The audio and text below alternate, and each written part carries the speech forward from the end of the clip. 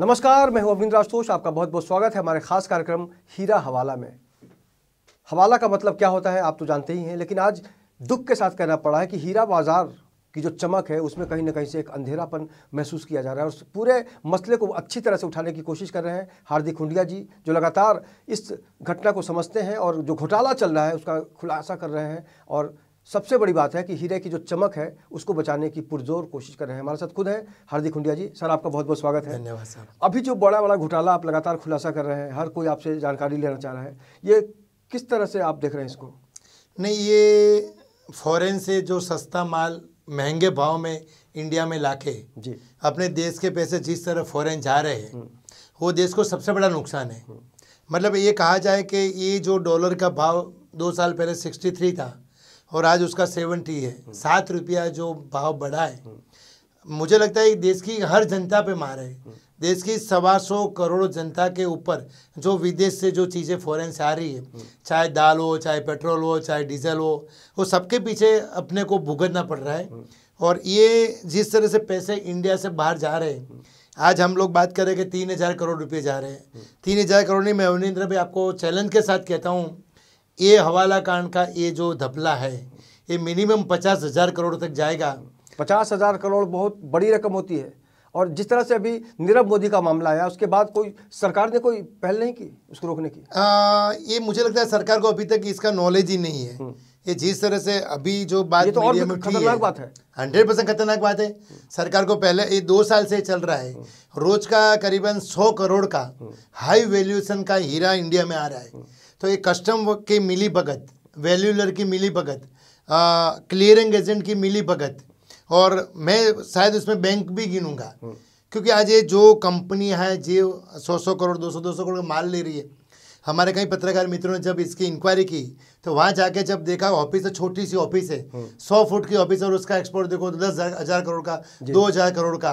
तो ये जो जब चीज़ें इतनी बाहर आ रही है, 2 साल से मेरे ख्याल से सब चल रहा है और सरकार का अभी तक इस पर ध्यान नहीं, बहुत बड़ी ये हमारे देश की कमजोरी है। मैं तो खुद चाहता हूँ कि ये हमारे भारत के वड़ा प्रधान श्री नरेंद्र भाई मोदी खुद इसके अंदर इंटरेस्ट ले और ये जो पैसे फॉरेन जा रहे हैं हमारे वो रोके, और ये देश को सबसे बड़ा जो नुकसान हो रहा है आप उसको तो कैसे भी करे आवाज़ उठाए। आप तो कई बार मिल चुके हैं मोदी जी से, हम चाहेंगे कि इस दिशा में भी आप जरूर अपनी तरफ से कोशिश कीजिए। हाँ, नहीं, अभी मेरी 100% कोशिश, मैं जब मिला था तब वो ये इश्यू का इतना बाहर, अभी अब जब भी बड़ा प्रधान से मिलने का मौका मिले, सबसे पहली बात मैं उनसे यही कहूँगा कि ये देश के पैसे जो फॉरेन जा रहे हैं आप कैसे करके बचाइए के साथ साथ ये जो हवाला करने वाले लोग कौन हैं उनकी भी इंक्वायरी करें। और आज आप देखो, एक हीरा जो लाख रुपये का है समझो, और यहाँ इनकी जो कीमत वैल्यू अगर 20-20, 25-25 लाख कर लेते, तो ये जो मिली भगत है वो भी बाहर आनी चाहिए। आज देखो 4 लोग जेल में है, और DRI इंडिया की बहुत अच्छा काम कर रही है, कुछ व्यापारी भी रियल में बहुत अच्छा काम कर रहे हैं, लेकिन ये करीबन 70-80 जो व्यापारी को जो नाम आए, इनके कारण पूरे हीरा बाजार का नाम खराब हो रहा है। लेकिन मैं चाहता हूँ 80 लोग 90 लोग जो भी हो वो उनके ऊपर पूरी कानूनी कार्यवाही हो, ताकि जो अच्छे हीरो के व्यापारी है वो अच्छे से अच्छा हीरे का बिजनेस कर सके। लेकिन हीरे की जो चमक है उससे जुड़े जो लोग हैं, जाहिर तौर पर उनके अंदर भी एक निराशा होगी, हताशा होगी कि भाई मेरे साथ क्या होगा। उनका जो बिजनेस अभी चल रहा है उनको किस तरह से आप समझाना चाहेंगे, क्या खतरा है उनके ऊपर? हाँ, नहीं, उनको एक डर ये रहता है, जब फॉरेन से जो विदेश से उनका जो माल आता था जी, वो माल जल्दी उनका छूटता नहीं था, क्योंकि ये किसी को अच्छे व्यापारी 1 रुपया किसी को घूस नहीं देते थे।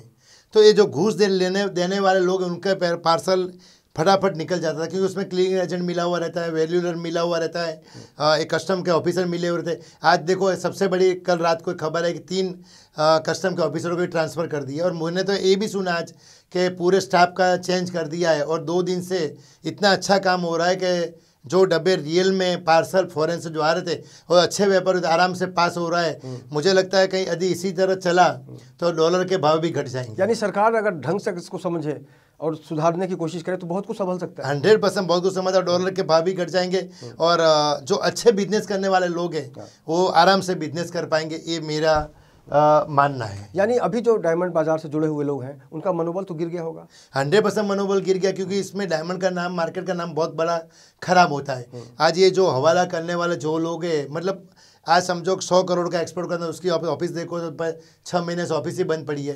वो भाड़ा वाला कहाँ रहता है, किराएदार कहाँ रहता है। तो ये जो गलत काम करने वाले लोग हैं तो उसकी इफेक्ट अच्छे काम करने वालों के ऊपर भी पड़ती है, तो उनको भी मनोबल तो थोड़ा गिरता है।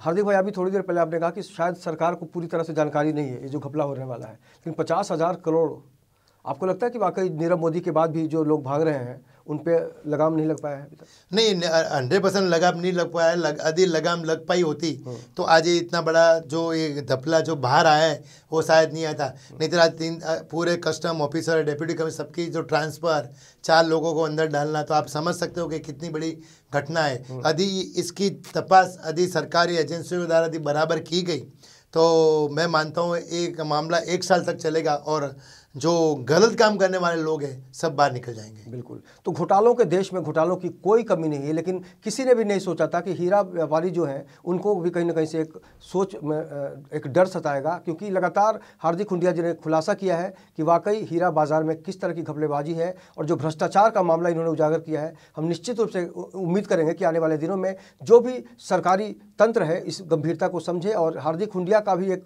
समर्थन लेकर, इनका सहयोग लेकर उस खुलासे को एक रोकने का काम करे। आपका अगला कदम क्या होगा इस बारे में? नहीं, मैं चाहता हूँ पहले सरकार को पूरी जानकारी मिल जाए कि ये जैसे बैंक वाले हैं, जैसे ये कस्टम वाले हैं, जैसे ये वैल्यूलर लोग हैं, जैसे धपला कंपनियां हैं, ये सब इतना उठ के बाहर आवे समाज के सामने, लोगों के सामने, सरकारी एजेंसियों के सामने। जिस तरह डीआरए आज जो काम कर रही है, मैं डीआरए को सैल्यूट करूंगा।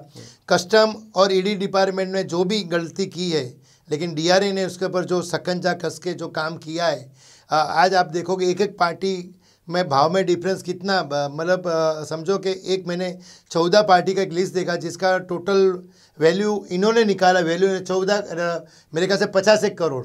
और ये जो इंपोर्ट करने वाले लोग हैं इन्होंने निकाला करीबन 250 करोड़।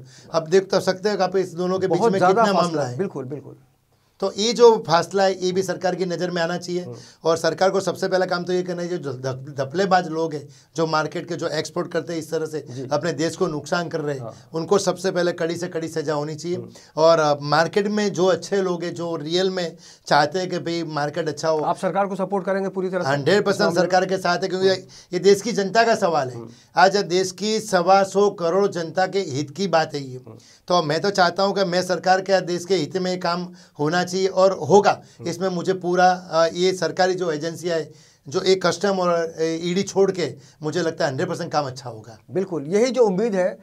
ऐसे में कहा जा सकता है कि वादे अक्सर टूट जाते हैं, कोशिशें ही कामयाब हुआ करती हैं। तो हम चाहेंगे कि आप ज़रूर कोशिश कीजिए और इस घोटाले को और भी आगे बढ़ने से रोकने, क्योंकि देश की ये ज़रूरत है और जो भी हीरा व्यापारी से जुड़े लोग हैं उनके अंदर आशा की किरण को जलाए रखना है, ताकि इस देश का जो भविष्य है वो आने वाले दिनों में गर्व कर सके पूरी दुनिया में, क्योंकि हीरे की चमक कहीं ना कहीं से एक उम्मीद की किरण भी दिखाती है। हमसे जुड़ने के लिए बहुत बहुत शुक्रिया और हम चाहेंगे कि आपकी जो मेहनत है वो रंग लाए और भ्रष्टाचार का जो ये दौर चल रहा है उस पर कहीं ना कहीं से रुकावट आए। इस खास पेशकश में इतना ही। बाकी की खबरों के लिए आप देखते रहिए इन 24 न्यूज़ और मुझे दीजिए इजाज़त। नमस्कार।